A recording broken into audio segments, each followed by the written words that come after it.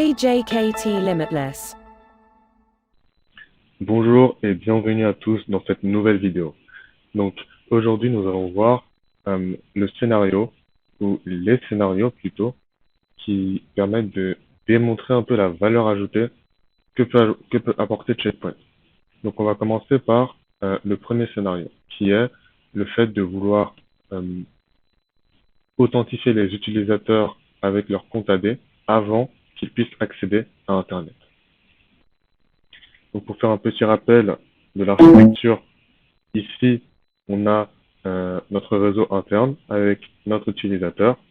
Ici on a le serveur Windows qui contient le serveur web IS ainsi que l'Active Directory. Ici on a le cluster et ici on a Internet. Et ici nous sommes sur la console de management. Donc on va essayer de faire en sorte que l'utilisateur puisse accéder à Internet. Donc voilà pour le résumé de l'architecture. Maintenant, on va directement passer sur notre PC utilisateur, host Windows. Donc il a une seule carte réseau. Et on va essayer de lui faire un ping de Windows, vers Google. Donc déjà, si je fais un ipconfig, on peut voir que il est dans le réseau sur 168.11.201, comme vu dans le schéma.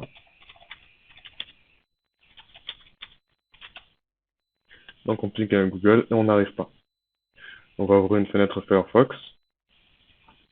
On va essayer d'accéder à Internet. Si j'essaye d'accéder à google.com par exemple, on n'y accède pas. J'ouvre un nouvel onglet. Et on voit afficher la page de connexion du réseau. Donc, on clique dessus. Donc, Firefox nous dit déjà que le réseau nécessite qu'on se connecte à un compte pour utiliser Internet. Donc, il n'y a pas de souci. Le portail va s'afficher.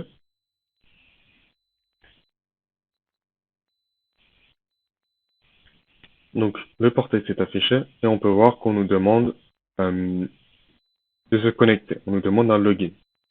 Et on peut voir que c'est l'IP du cluster en 10.1.1.1. Donc, on renseigne notre compte utilisateur.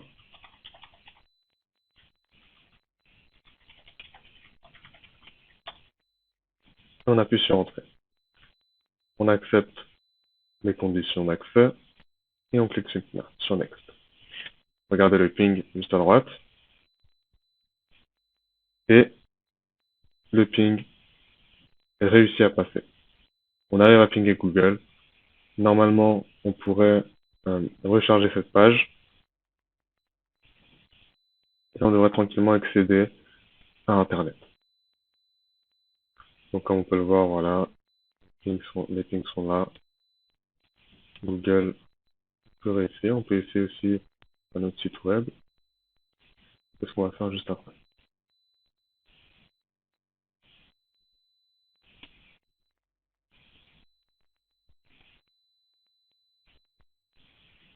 Voilà, donc on a la page de Google qui charge. Et on peut faire nos recherches. L'utilisateur peut faire ses recherches tranquillement.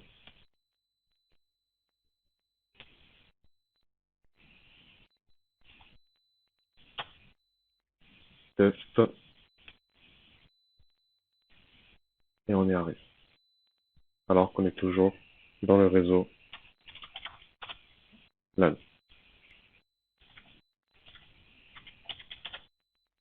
Voilà, ok, une seule carte réseau dans le réseau LAN. Maintenant, on va aussi démontrer le scénario du URL filtering. Donc URL filtering, voilà, je vais montrer que par exemple on peut accéder à Wikipédia, mais on ne pourra pas accéder à Facebook par exemple, ou Twitter. Pourquoi? Parce que nous avons créé une règle dans notre firewall qui interdit l'accès aux réseaux sociaux pour les utilisateurs.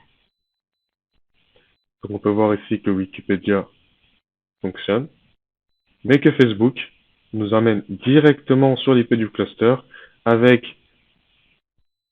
une page qui dit que l'accès à Facebook est bloqué selon la politique de sécurité de l'entreprise Educated Limitless.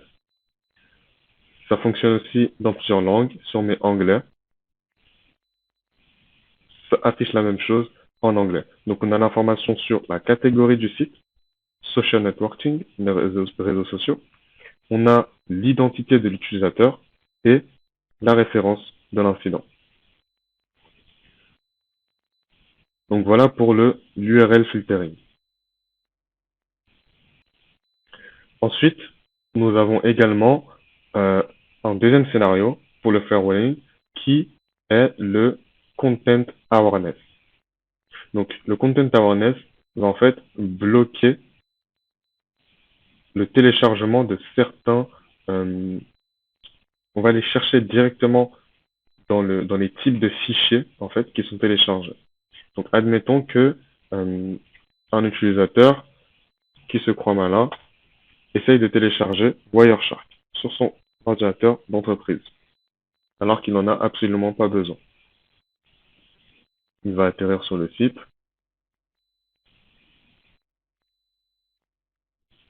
Voilà, petit temps de chargement. Donc une fois le chargement de la page terminé, l'utilisateur va tout simplement cliquer sur l'installeur. Agrandi. Il va cliquer sur l'installeur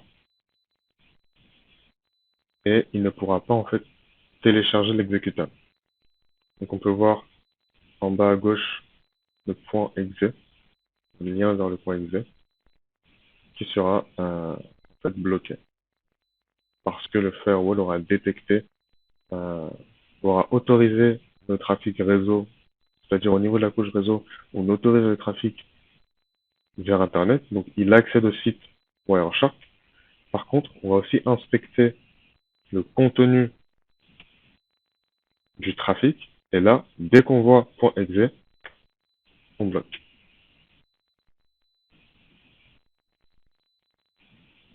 Donc là, on a un temps de chargement qui est dépassé, il n'y a pas de souci, on réessaye.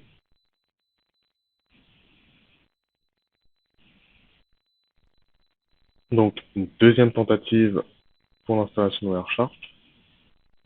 On clique sur le lien et directement, on est bloqué. On accède à la page avec le logo de l'entreprise qui nous dit que l'accès est bloqué conformément à la politique de sécurité de Educated Limitless. Peut-être mettre en français, ce sera plus simple. Voilà. Catégorie web browsing avec la référence de l'incident et l'identité de l'utilisateur. Et tout ça, on peut le retrouver maintenant dans les logs de Checkpoint.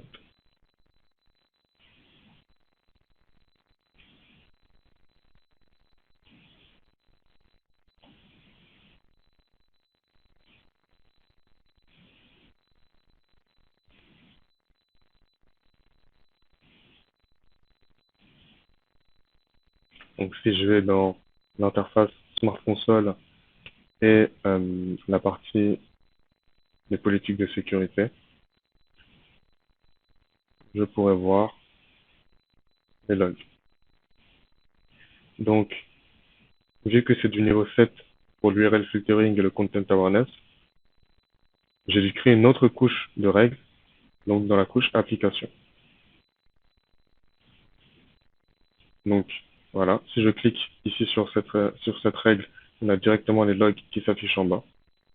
Et on voit que depuis la source, donc 11.201, qui correspond à notre PC ici, 11.201, vers la destination, donc l'IP de Facebook, on a droppé le flux.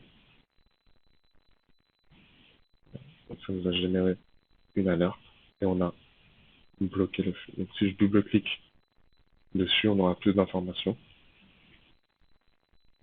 Voilà, donc voilà, aujourd'hui, 15h20, on a eu un accès de 7 utilisateurs à Kenny Adams sur cette application Facebook qui est dans la catégorie réseaux sociaux. Pareil pour le Content Awareness. Si je clique sur la règle, voilà, on a tout simplement le même type de log. Voilà, Blade Content Awareness sur l'utilisateur Intel qui a essayé de se connecter, qui a essayé de télécharger un fichier exécutable. Et donc on a bloqué ce flux, cette action. Voilà. Donc ici on a l'exécutable qui a essayé d'être téléchargé, qui est ici. Donc Wireshark 1964 avec la l'action et la taille du fichier. Donc voilà, on peut voir qu'au niveau de la couche réseau, on a accepté le flux parce que c'est un utilisateur qui veut tout simplement aller sur Internet. Mais au niveau de l'application, on a bloqué le flux parce que on a interdit le téléchargement d'exécutables. Voilà tout pour la partie scénario. J'espère que cette vidéo vous aura plu. Si vous avez des questions, n'hésitez pas.